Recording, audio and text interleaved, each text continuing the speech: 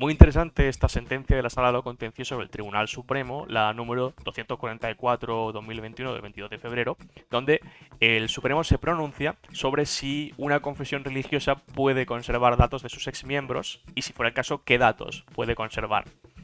En este caso, la entidad religiosa en cuestión es Testigos Cristianos de Jehová. Y bueno, lo que sucedió fue que una ex miembro de esta confesión religiosa acudió a la entidad religiosa solicitando que se suprimieran sus datos personales, los datos personales que esta entidad conservaba, ya que esta persona ya no era miembro de la congregación, de la entidad religiosa.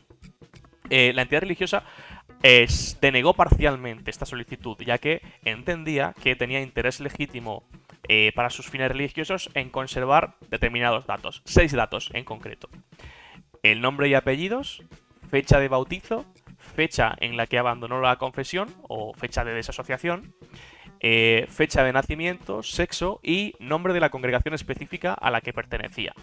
La interesada no estuvo de acuerdo con esta respuesta, por lo que acudió a la EPD e inició un procedimiento que la EPD acabó estimando solo parcialmente a favor de la interesada, en tanto que la EPD establece que la confesión religiosa sí tiene derecho a conservar datos, solamente algunos de ellos. De los 6 que pedía, podía conservar 3: nombre y apellidos, fecha de bautismo y fecha de desasociación. También establecía que estos datos se podían conservar y tratar solamente para la finalidad de que la interesada quisiera volver a reincorporarse a la confesión religiosa. La confesión no estuvo de acuerdo con esta valoración, ni con los datos a tratar, que entendía que tenía que tratar los 6, ni tampoco con la limitación de la finalidad concreta.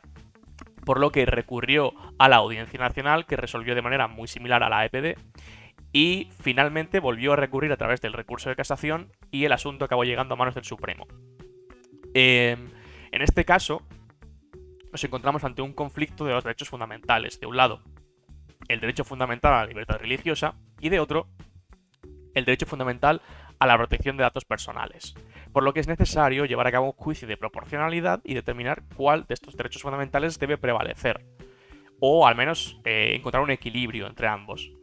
En este asunto en concreto, las partes discrepan sobre los datos exactos que la confesión religiosa debe conservar de sus exmiembros. Entonces, el juicio de proporcionalidad se va a realizar sobre estos datos litigiosos, ¿no? Estos datos que hacen que las partes difieran.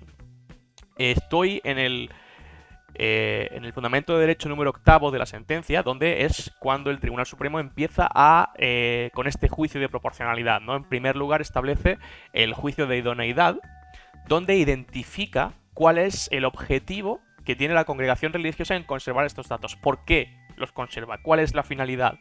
Bueno, en definitiva y en resumen, la finalidad será la de conservar los datos para la identificación del antiguo miembro de la confesión religiosa en el supuesto de que solicite su readmisión. Es decir, se conservan para identificar a los exmiembros en caso de que quieran reincorporarse.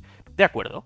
Sabiendo esto, lo que se continúa es con el juicio de necesidad. Es decir, si queremos este fin, si queremos identificar a los exmiembros de la congregación, ¿son estos datos necesarios para este fin? Bueno, el Supremo establece que para determinarlo se analizarán los límites de lo estrictamente necesario. Es decir, a fin de cuentas es que los datos a conservar cumplan con el principio de minimización que ya recoge el RGPD, es decir, que estos datos sean los necesarios para el fin que se persigue y que no se recojan datos excesivos, datos que realmente no nos ayudan, ¿no?, a conseguir este fin. En definitiva, el Supremo entiende que estos datos que la confesión religiosa quería conservar, recordemos que eran fecha de nacimiento, sexo y nombre de la congregación a la que pertenecía el interesado, en definitiva sí sirven para identificar a este exmiembro, por lo que ya está valorando que estos datos pueden entenderse dentro de lo que se considera dato personal. Es decir, dentro de las definiciones del RGPD que son capaces de identificar a una persona. Recordemos que un dato es algo que identifica o hace identificable a una persona. En cuanto al juicio de necesidad, es muy interesante cómo el Supremo, en este caso, realiza el juicio en cada uno de estos datos y podemos ver que, por ejemplo, en el caso de la fecha de nacimiento, la confesión religiosa la considera un complemento al nombre y apellidos, en tanto que en ocasiones el nombre y apellido suele ser, no siempre nos sirve para identificar a una persona.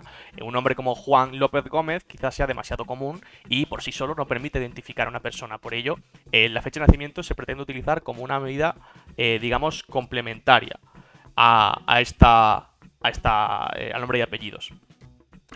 Sin embargo, el Tribunal Supremo establece que, bueno, en este caso la interesada no tenía un nombre muy común y que no sirve, pero muy interesante como él establece que no siempre esta tesis es rechazable, no siempre se puede negar que se pueda utilizar la fecha de nacimiento como un posible complemento, es decir, la fecha de nacimiento como un identificador de la persona, como un dato personal, lo cual sienta un precedente jurisprudencial sobre la fecha de nacimiento como un dato personal.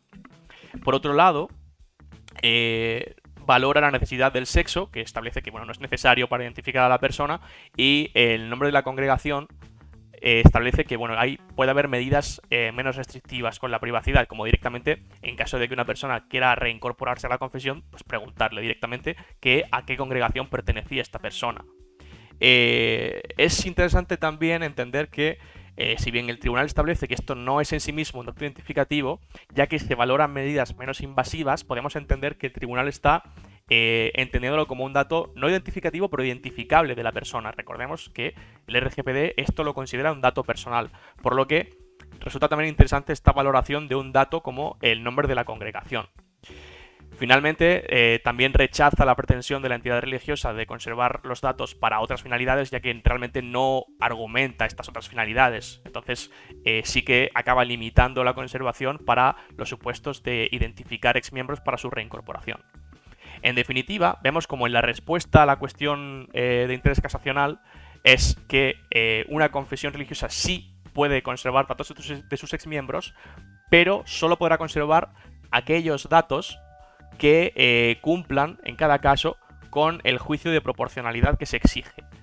Por ello vemos cómo el Tribunal Supremo ha alcanzado un equilibrio entre los derechos fundamentales, ya que de un lado se protege el derecho a la libertad religiosa, ya que se permite que la confesión conserve datos, pero por otro se protege el derecho fundamental a la protección de datos, ya que limita qué datos se pueden conservar a aquellos que pasen efectivamente el juicio de proporcionalidad.